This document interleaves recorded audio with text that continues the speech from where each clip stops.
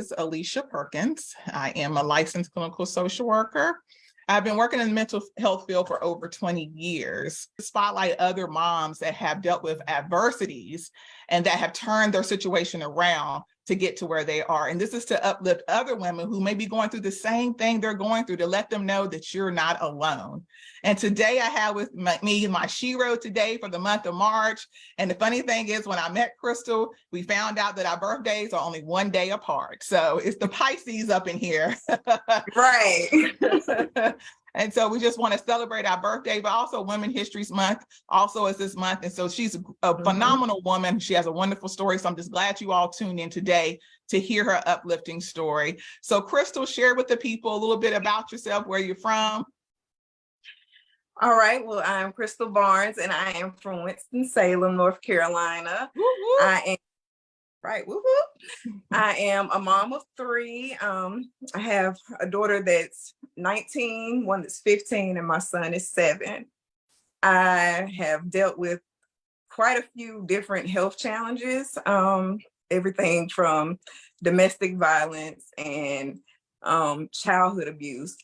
And it's just been a struggle to overcome, but at the end, I just like to say there is light at the tunnel, and I'm honored to be in the position to where I can help other women or maybe inspire someone else with my story. Absolutely. And again, for those who are new to S.H.E.R.O, we do welcome you, and those who are returning, welcome back. And so how I break it down, and when I ask questions, I break it down based on my acronym. So the first area we're going to talk about is sacrificing for your children. I want you to share with everyone more about your childhood and what sacrifices from your parents would have made a difference in your life.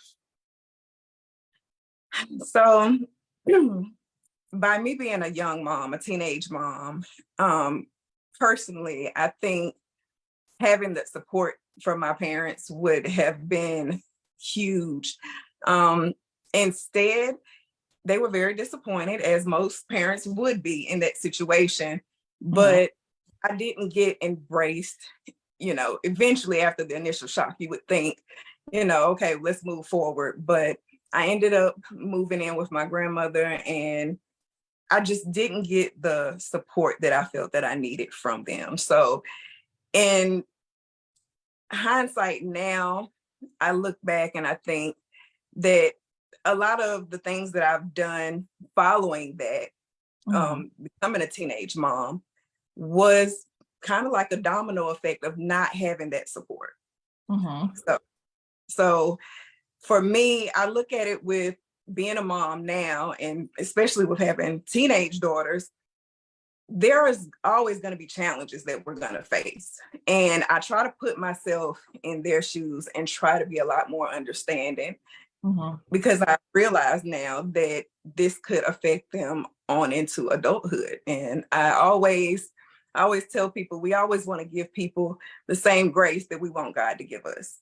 So everyone makes mistakes, but it's what do we do going forward? Right, exactly. Now I want you to explain to the people a little bit about ACEs and what that means. Okay, so ACEs is adverse childhood experiences, and it's basically talking about children who go through traumatic experiences and how it affects us later on in our lives. Like I said, I dealt with a lot of trauma, and my parents did a lot of fighting, a lot of arguing, and me just growing up in that atmosphere, it affects what we accept in relationships later on in life. And it really works on our self-esteem. So for me, I did deal with depression at a very early age. And as crazy as it may sound, I got pregnant on purpose with my first child. And it was all out of the lack of feeling loved. I felt that I felt like my parents didn't love me. Now I know they did in their own way, but it wasn't expressed in a way that I was able to receive it. And so I went looking for love in all the wrong places. And those relationships ended up spiraling into basically a repeat of what I saw. It was abusive relationships, very toxic relationships. Right, exactly.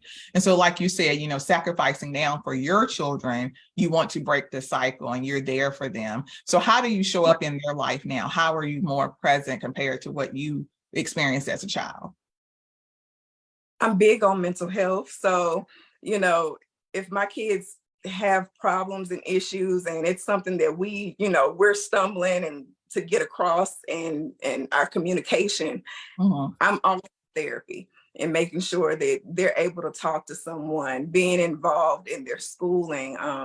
Even with my son right now, I'm one of the assistant teachers coming in and volunteering, Monday, Wednesday, and Thursdays. And, Awesome. just being involved and just Right, knowing, you know, you have to really know your child because a lot of times, sometimes the world can get too much and they can shut down. So it's knowing when to step in and ask the right questions. They might not come out and tell you, right, immediately, but it's just being present with them. right. And I know you talked about, being a teen mom because you were pregnant at 15, but also you dealt with health issues, and share a little bit more about your journey with that because you've been dealing with that since the age of 16. And I just really feel like the people really need to understand your journey with this as well. Right. So I had my first child at 15, and shortly after that, I started experiencing headaches, muscle spasms in the neck and shoulders. I went to the emergency room probably 6 times, and they couldn't figure out what was wrong. And eventually, I was diagnosed with a very rare neurological disorder called pseudotumor cerebri, or what they now call idiopathic intracranial hypertension. That's a mouthful. You said that so well, though. Well, I've been dealing with it for a long time, Right. but it's basically, we have the symptoms of someone with brain cancer or brain tumor, Mhm. but the word idiopathic is like it's a false brain tumor. It's not real. So Mhm. whereas someone who may have a brain tumor, they can go in and have it removed. We can't have it removed. So there's no cure for it, but our body continuously makes like too much spinal fluid. And so Mhm. it causes pressure on the brain. So my first surgery, I ended up having to have a shunt put in, and it drains the fluid from my brain and just empties out. So Right. that's something that I've had to deal with very early on. And it's something that I've been told that it's probably going to have to, have multiple surgeries going forward. Mhm. Wow. So imagine that at a young age and dealing with that. And then I think too, because you also are as a cancer survivor, so if you share that journey as well. Right. Well, actually, before, because I've had 10 surgeries in all. So before I was diagnosed with cancer, I thought that I was having like a relapse with my pseudotumor cerebri. And I had a car accident, and I found out that I had another rare neurological disorder called Chiari-1 malformation. And that's where the lower part of the cerebellum, or the lower part of the brainstem, has fallen down into the spinal canal. Wow. So in 2012 and 2013, I had to have two brain surgeries. In 2012, having part of the skull removed, the bone. And then in 2013, they actually removed the lower half of my brain. Wow. Um, so that within itself is difficult. And keep in mind, I'm raising kids and not really having the support from my parents that I would have liked. So, it all kind of accumulates, that pressure, But I will say, as much as I feel like, there was this void and there was something that I was missing, the love that I received from my kids, and it really kept me going. Like, I just felt like at one point in time, I have a very small but close-knit family, like with my aunt and my sister. Right. Um, but it just the look on their faces, and like, just every day just really kept me going. And my son, which is my baby, I had him, well, right before I had him, I felt a lump on my neck, and I went to the doctor and I told her about the lump, and she kind of just brushed it off. She Mm, told me that, it was probably just swollen lymph nodes. I might be having, right. an infection or something like that. It'll be fine. And after I had my son, I got really sick to the point where my headaches were so bad. And keep in mind, all of these other neurological disorders had to do with headaches and, Mm, my brain. So I kind of related it to that. So I went back to the doctor, and I mean, I've had all three of my kids. I had them, and this is just to give you a kind of insight on the type of pain. They actually call those headaches suicide headaches because so many people commit suicide from these oh, headaches a year. wow. Wow. And I've had all three of my kids with no epidural. I had them natural Wow. because the shunt that I, I just said I because I was struggling, so I can't right. imagine. So the shunt that I had placed in my spine, it was very hard for them to even try. I didn't want to take a chance and then mess up the shunt trying to do an epidural. So I just said, okay, you know what? I'm just going to beast mode and get it out the way. And after the Right. first one, it was kind of downhill. I was like, okay, I got this. But really the thing was, after my first child, when I had those headaches when I was 16 to the point where I couldn't stand up, I couldn't walk. I had so much pressure on my brain. My eyes were crossed. I couldn't stand up straight. That pain from those headaches was worse than childbirth. Wow. So, a lot of people say like that's the worst pain imaginable. But Uh-huh. until you have one of these headaches, I'm telling you. So after that, the headaches came back, but it came back with a vengeance. And after I had my son, and it was to the point where I couldn't walk for like 7 months. Wow. And eventually I had someone take me to the hospital, to the doctor, and that same doctor that I saw a year prior, I said, that lump is still there. So she did a CT scan, and sure enough, it came back. It was cancer. Wow. Wow. And Yeah. we kind of talked about too when I was kind of doing my initial interview with Crystal about, even being a minority, and when you're going to get, healthcare services, sometimes the color of your skin, they don't pay attention because, Black maternal health is huge. We have Black mothers dying at alarming rates. And also, like me and my sister's a nurse, and we actually are doing a training on disparities in mental health and medical field because it's real. Right. Because we're not heard from people and they just dismiss us. And so it's good that Crystal advocated for herself. And that's to anybody out there. I see a lot of people on and a lot of people giving you love and hearts, is that we have to advocate for ourselves. Just don't take the first thing. You know your body. You know Right. your body. So if someone is telling you, oh, don't worry about it, whatever, get a second opinion. Don't stop there, because Absolutely. this was life-threatening. She had cancer. Right.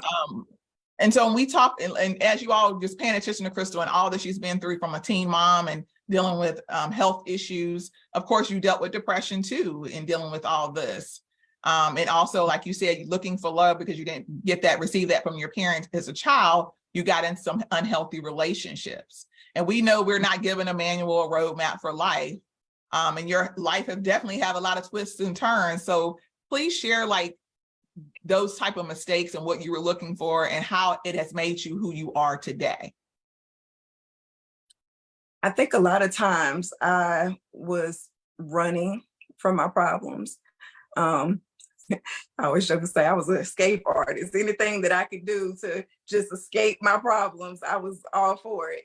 Of course, like we said, just looking for love in all the wrong places and not loving myself and looking inward was just the biggest thing.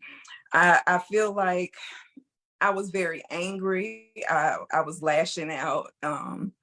Just, it was a lot of hurt. And I felt as though I felt very alone, but eventually I started to find that, you know, once I did isolate myself, which a lot of times we do when it comes to depression, but sometimes in that space also you can find yourself. And I do feel like I started to find myself in that alone time in that space. And, you know, sometimes it's all about perception or how you look at things. You know, you can look at it as a blessing or you can look at it as a curse. Even when it comes down to my diagnosis with cancer, I look back at it And I think to myself, just knowing the type of parent that I am and mom that I am, and how I'm just so overprotective of my kids, I'm like, if I would have known that I had cancer the whole pregnancy, what would that look like? Because I wouldn't let them give me radiation if I knew I was pregnant and it could affect my son. So then I would have been worried and stressing the whole pregnancy, and Right. thank God, Mhm. even though I had it for a year, it was only stage 1. So I look at it as a blessing, Mhm. and I feel as though my story is able to help other people. And as long as I was able to come out of it and I made it and I have, I wake Right. up the next day, that's what I tend to focus on. I tend to focus on the positive. It's a choice, you can Right. always decide what you want to, focus on. So Right. And so how did you heal? From the domestic violence, you are a domestic violence survivor and dealing right. with the depression and, like I said, your family issues. How do you heal from that? God and a whole lot of therapy, There you go. you Right. know. I mean, honestly, it's just really taking time to self-care Mhm. and love on yourself, because Mhm. I feel like, a lot of that was taken from me at an early age. I feel like I didn't get the love that I felt like I deserved. And Mhm. so who better to love on you than you? I think that's something that needs to be first priority. And then I've learned that you can't love somebody else until you love yourself. Mhm. So at Absolutely. least not properly, Right. so that was the starting point. And I feel like that's always, when you deal with trauma, the starting point to healing is loving yourself. Absolutely. And like you were saying earlier with your story, like even with your child, and if you knew you had cancer while you were pregnant, would it look differently? And you do have a belief in that things happen for a reason. And I I really do. want you to share with everybody about your path with understanding it happens for a reason, because I know sometimes when we're in the midst of troubles and adversities, we're like, God, why me? Why am I dealing with this? And I'm sure you dealt with that a lot of times and struggled with your faith. So please share with everybody, why do you feel things happen for a reason? So that question that you said, why me? I've gone from feeling like why me to why not me, because I feel like if God brings me to it, he's going to bring me through it. And everything that I feel the devil meant to take me out, he's failed, and I'm still here. And I definitely feel that I'm here for a reason. And I feel that, you know, I just, like I say, I look at my children every day and they are amazing. And I look at the fact that I was 15 when I started my family, and I was written off. I was a throwaway. They Mhm. didn't think that I would amount to anything. And I'm here. I'm 30, just turned 35. Pisces. Yeah. But I just graduated from Winston-Salem State in December. Now, granted, it took me a while, but considering everything that I was dealing with, You but did it. I just didn't stop, and I Right. kept going. And now I have my oldest daughter, she's in college. My 15-year-old, she's on track to graduate a year early next year. Yeah. So and my son, he's in the second grade doing third grade work and multiplication tables. So, I say that to say it doesn't matter where you start. It's all about your perspective. That determines your outcome. I love that. I absolutely love that. Now, I want you to share with the people about your book and you being a life coach. She went through all of this and now she's an amazing life coach and an author. So please share with everybody about your book, where they can get it and all that information. Okay, so once again, like I said, everything happens for a reason. So with everything that I was going through, I thought it's always been in me. I wanted to write a book. I've always loved writing. I'm a songwriter. I've done poetry pretty much all my life since I could write. And when I started going through all of these different adversities, I'm like, I need to write my story. Like, I need to tell my story. This is my testimony. And you kind of hear my story and you like, well, when do you have the time? when Mhm. God sent me down for those 7 months. Right. It was a reason Right. for that, so he sat me down, and my son, he was just a newborn. We sat there in the bed, and we had diapers lined around the bed, and wipes, and snacks and things. And I mean, it's amazing. And I think that's why he was so advanced. He was saying over 30 words before he was a year old, because we Wow. sat in the bed and we just talked, and I wrote. And so that's how It's a Reason was born. And it's on Amazon. And after I wrote the book, I really wanted to do more to try to help women and people who have gone through similar situations, Mhm. whether it be domestic violence, teen moms, um, people who have dealt with different health disparities. So through that was birthed Crystal's Coaching. And so I help that demographic. Right. Absolutely. And so I just love that. So definitely check out It's a Reason, Amazon, Crystal Barnes. So make sure y'all go out and support her. And also with her life coach business. Like she said, if you're somebody who need life coaching, definitely. Do you do it virtual as well, Crystal? I do. I do it virtual. And like I say, I have some other things coming. I'm working on rebranding, and really specifically working with those with the health disparities, and working with the youth, and bringing them together full circle. Because I realized with my daughter, and her dealings with, depression, that I put her in the summer camp at the Y, and she was working with, the younger kids. And she didn't want to at first. I kind of just, you need something to do during the summer. Right. But afterwards, she just told me, she was like, I miss my babies. Those are my babies. Like, it made me feel like they needed me. And it just kind of clicked to me that, a lot of people that's dealing with depression, whether young or old, that's what it is. Like, they feel like they lose their value or their purpose and their self-worth. And I've always been a caretaker pretty much all my life. I took care of my grandmother, my great aunt, and I just have a love for the elderly. So I'm working with some assisted living facilities, and that demographic, they struggle with depression because they feel like the throwaways, like, they don't have, they feel as though they don't have that value to add to society.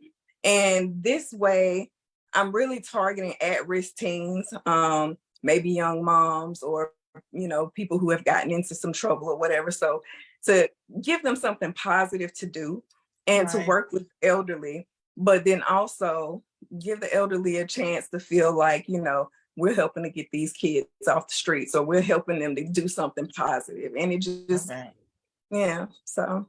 Yeah, I absolutely love that, because you're so right. I mean, because sometimes we forget about that population. I used to work with them a Right. long time ago too, and a lot of them did deal with depression, like you said, because they were no longer needed. Not only that, a lot of them were losing their independence. So they were Right. having to depend on people, and then some of them, their family had put them in, assisted living homes or nursing homes, and so they would only visit them here and there. So they just felt alone. They no Right. longer felt like they were important to society. So, and I used to enjoy talking to them because they gave me so much history, And that's and what just, I think, that wisdom. right, exactly. So we have to remember that, if you have, elderly family members, if they're, especially if they're in a nursing home or assisted, go visit them, because they are Right. struggling, not feeling wanted or loved or needed, and just that feeling alone. And I do want you to kind of elaborate on that, just the feeling of loneliness. Because like you said, growing up and not feeling that love from your parents, and then not being supported, and kind of going through this world alone. Explain that, because sometimes people don't talk about loneliness and how that feels. I mean, it's very real, because I mean, when you're dealing with loneliness, that's how these thoughts creep in. And we have such a hard time right now, and with so many people with suicidal thoughts. And it's just a lot of that, a big basis of that is people feeling alone. Um, I think it's always important to reach out, whether it be a therapist, it be a life coach, family member, close friend, just talk to somebody. Mhm. I feel journaling as well has been a great help for me. And it's just to help get those emotions out, especially even if you feel like you can't talk to someone. Write it, put it down on paper. You never know. It could be a book. So, Right. There you go. It's a reason. book, right.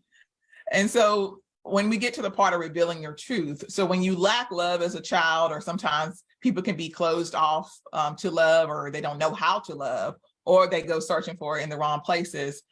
I know you kind of touched on it a few minutes ago. How do you fill that void and find that love within? And I know you talked about that a few minutes ago, but I really want you to break it down a little bit more to give people the tools of how they can really dig deep and find that within themselves.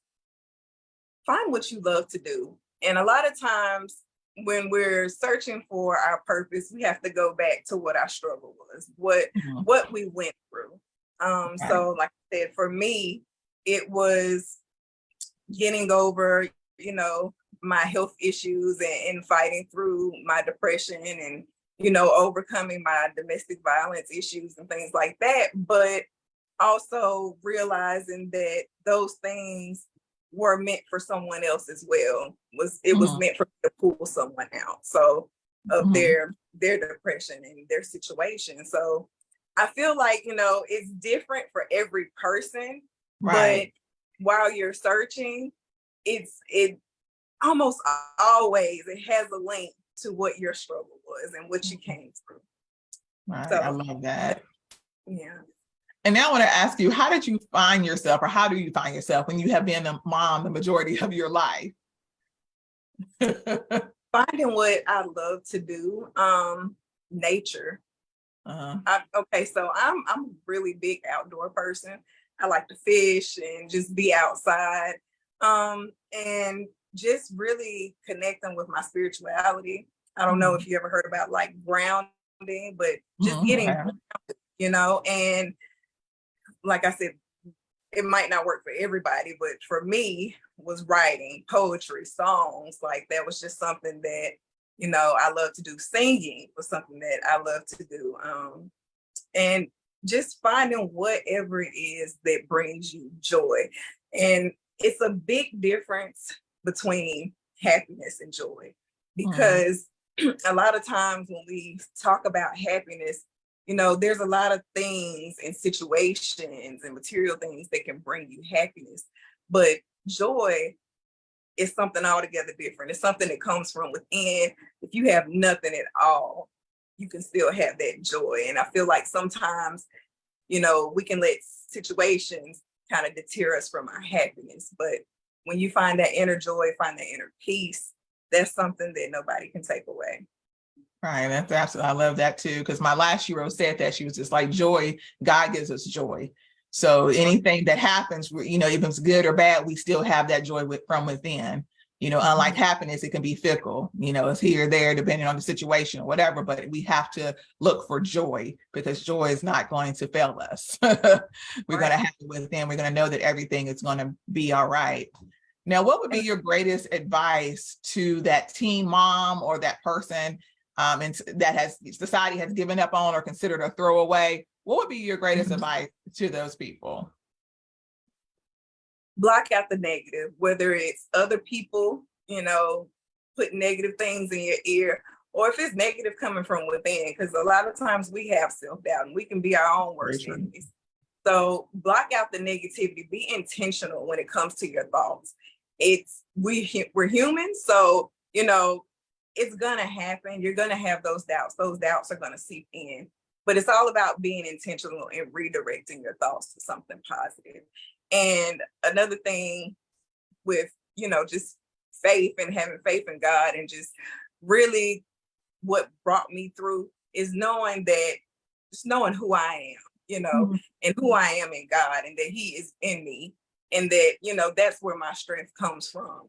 So that within itself, like, one of the big things, I'm big on manifestation. I feel like when it comes to me going back to school, I'm a homeowner. I bought my house a year ago, and Yay. I feel as though, like my book, I feel like all of these things I was able to manifest. And it goes back to saying, speak things that's not as though they were. You have to speak over your life and speak Yes. positivity over your life. And so that, for me, I think changed the game when I learned where my strength came from and who had my back. If nobody else had my back, I know God has my back, so I can speak over my life and speak things that's not as though they were. That's when everything changed. So Amen. Amen. I'm seeing the hearts here. Yes. Now, what would you say to your 15-year-old self? it's gonna be okay. Hmm. It's gonna be okay. I know my 15-year-old self thought everything was the end of the world. And it's just we seem to blow some of the smaller situations up in our minds. And now looking back, I see, which I went through a lot of deep things. I did. But it's some certain things that I just fixated. I feel like I might have wasted just a lot of energy on, and I think when we look back at, I think at 15, I was so just headstrong and on a relationship and things like that, when those things, they matter a lot at the time, but until you've grown and you found yourself and really just figure out your place in this world, focus on loving you. Focus on loving you. I love that. I absolutely love that. And so we come to now obtaining your goals and happiness. You're doing a lot of great things, Crystal. So what is next for you?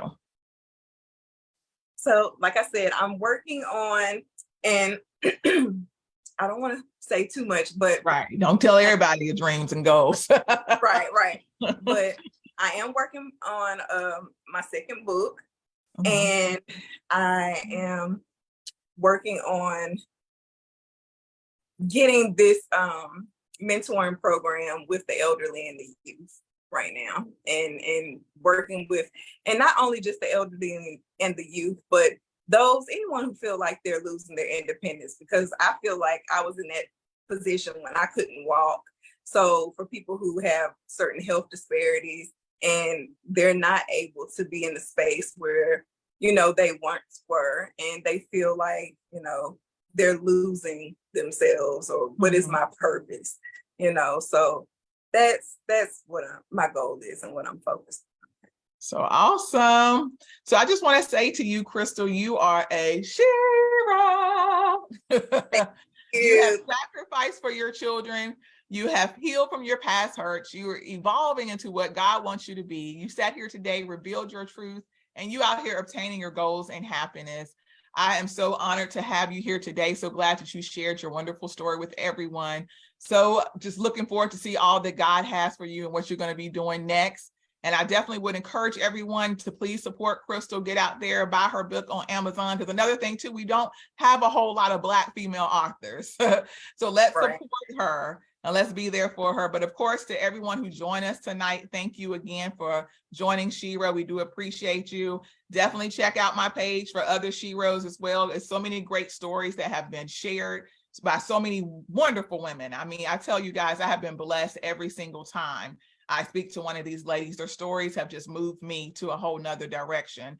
So definitely make sure you continue to tune in, but continue to share, because this is the whole purpose of S.H.E.R.O Spotlight, is to help as many people as possible. So if Crystal's story today was a blessing to you, please share it on your page. Tell other people about it, because we want people to be blessed and we want people to be empowered and uplifted. So I thank you all again. And most importantly, thank you, Crystal, for coming on tonight to share your wonderful story. So I thank you all so much, and I hope you all have a great night.